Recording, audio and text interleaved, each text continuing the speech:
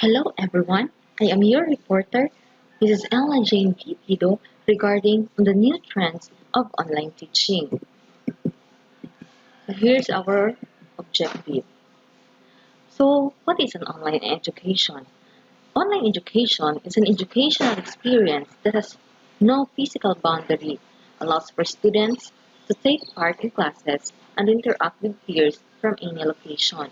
It is a form of education which is delivered and administered using the internet.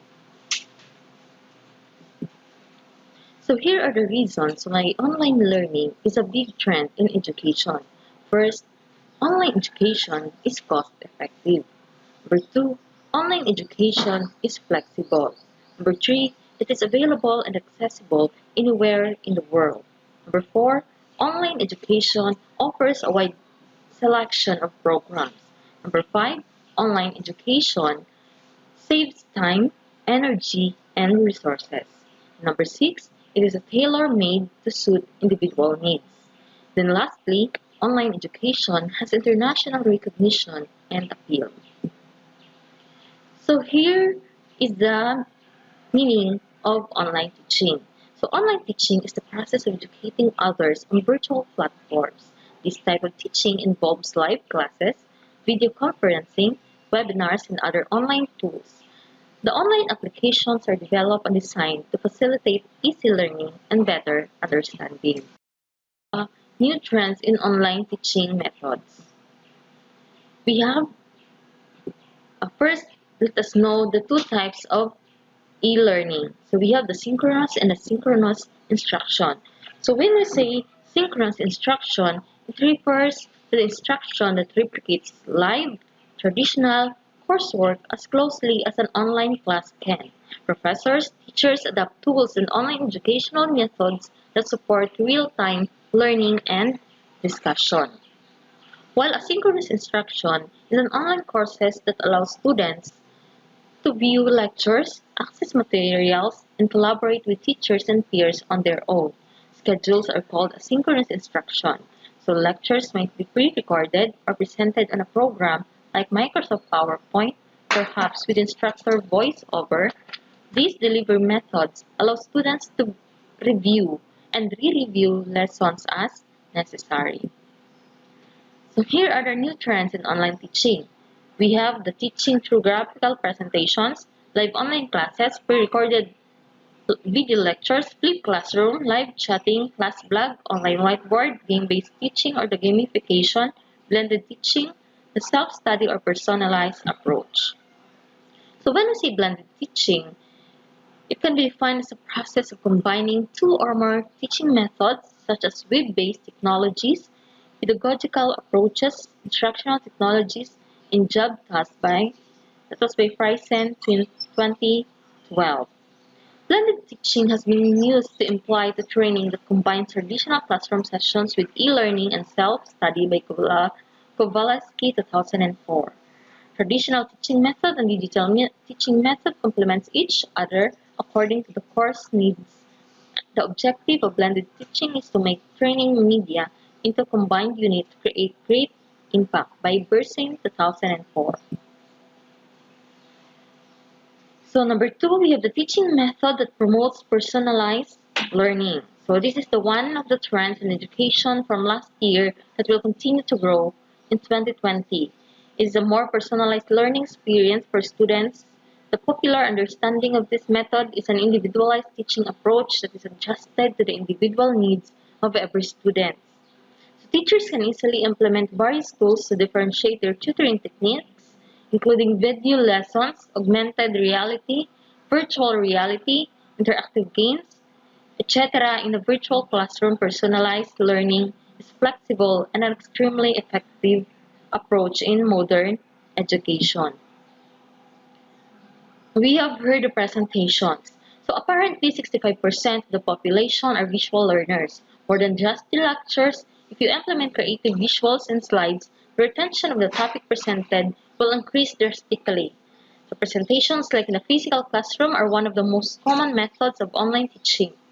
This technique helps make a more significant impact on students, most of whom are visual learners, than a teacher that's simply relaying information out of textbook. So here are the few tools you can use to create a presentation: the Microsoft PowerPoint, the Google Slides, and the SlideShare.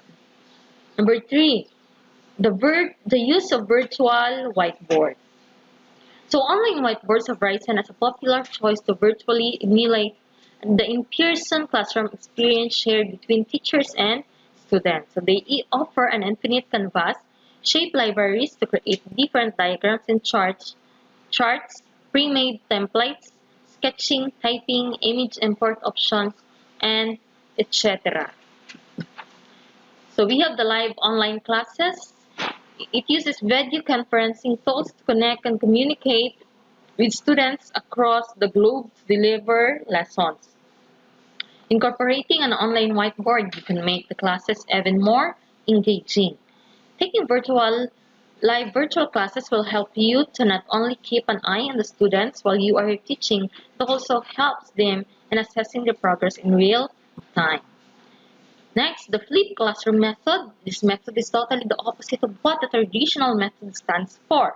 Here, the students review and prepare for the class to come by studying the material prepared beforehand. So this is then implemented through debates, problem-solving exercises, group discussions, quizzes, etc. under the guidance of the teacher. So we have here the image of the Bloom's taxonomy. You can see the inverted pyramid. So videos have become a core element in the flipped classroom model. While many teachers create videos of their own, some also use videos created by other teachers. Video sharing platforms such as YouTube can be utilized to share this among students. So this is based on the review of Chen Lu and Martin Lid. This is the results of their review. So they examined 46 articles on the effectiveness of flipped classroom. So they found out that attitude changes after using the flipped classroom. Positive changes were reported in this review study. Studies have suggested that medical students reported increased enjoyment, decreased boredom, and greater task value in flipped classroom. Knowledge, skills, and behavior changes with the flipped classroom curriculum.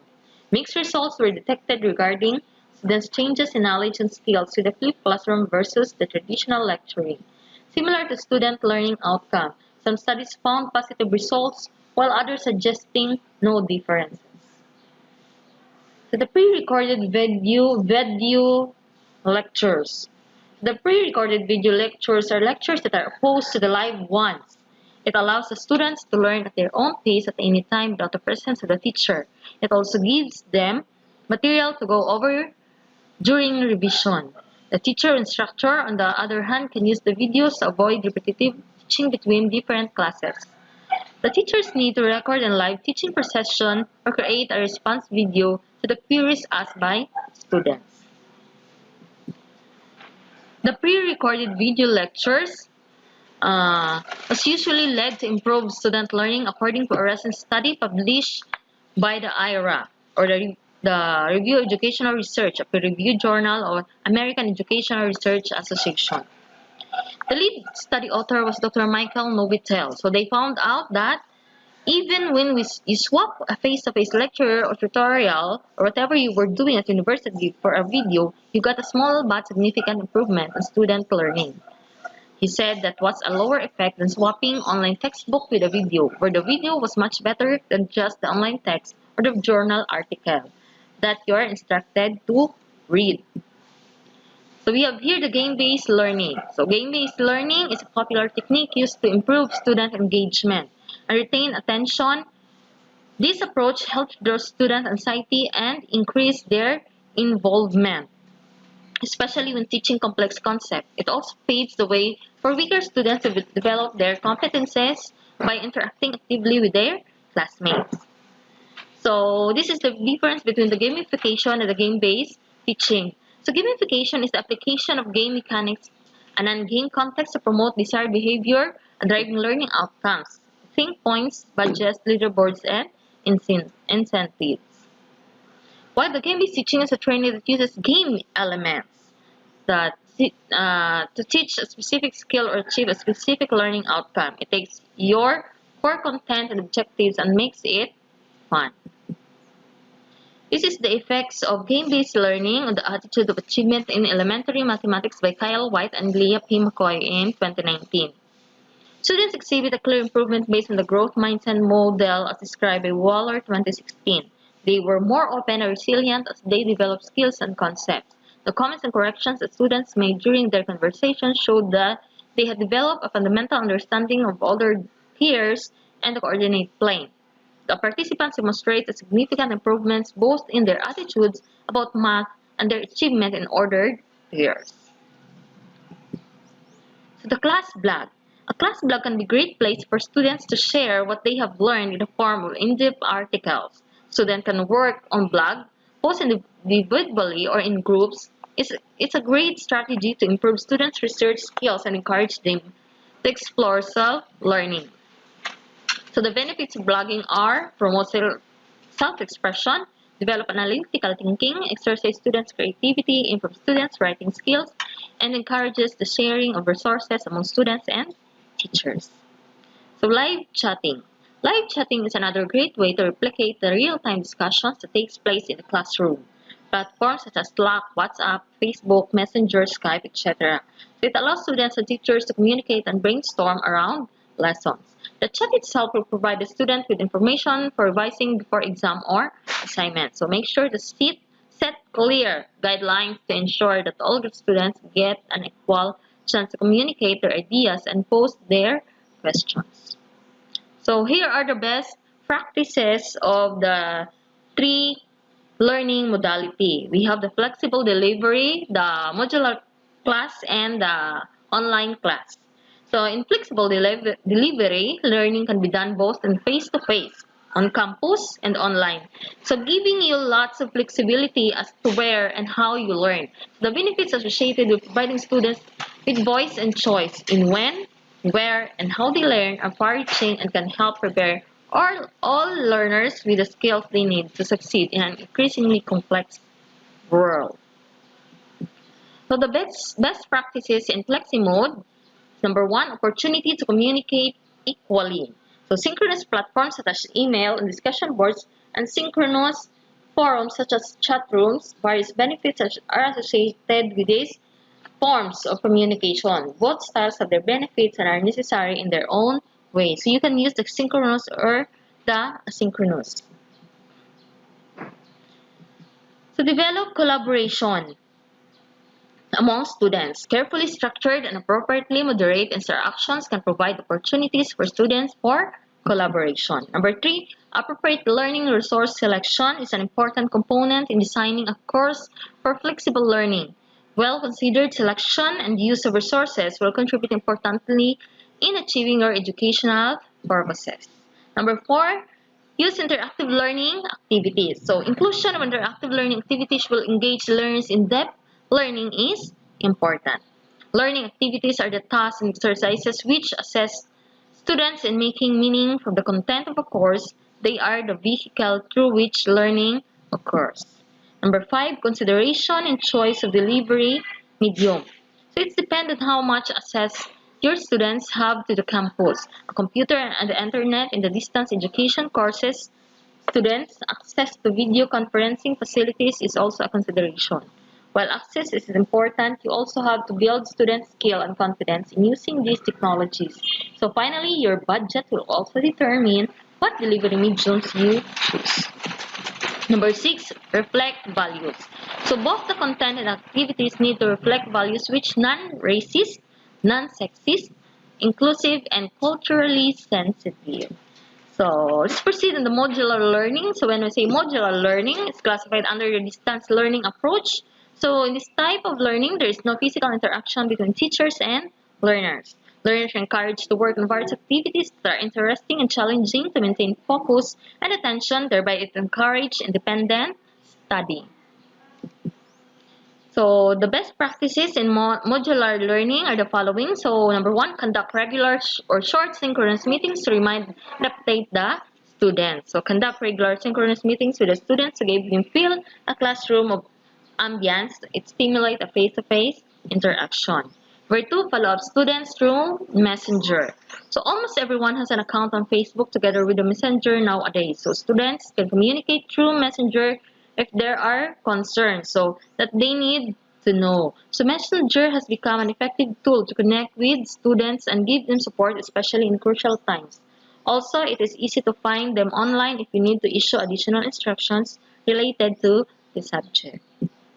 Number three, give generous time for achievement of MELS.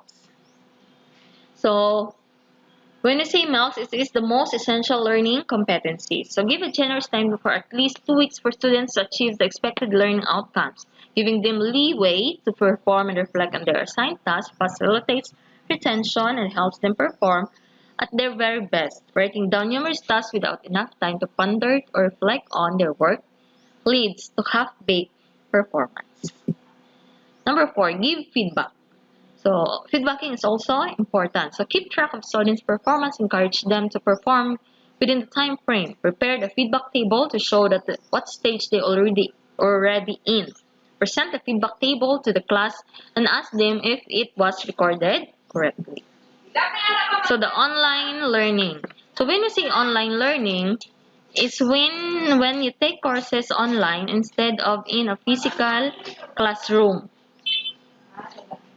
So based on the study of Sanger et al., the research arrived at the general conclusion that e-learning can be expected to continue to evolve for a long time.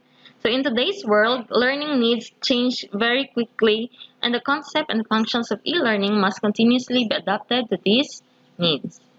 So here are the best practices of online teaching.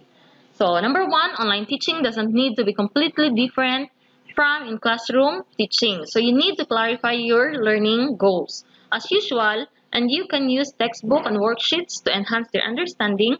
Remote education is not always based online.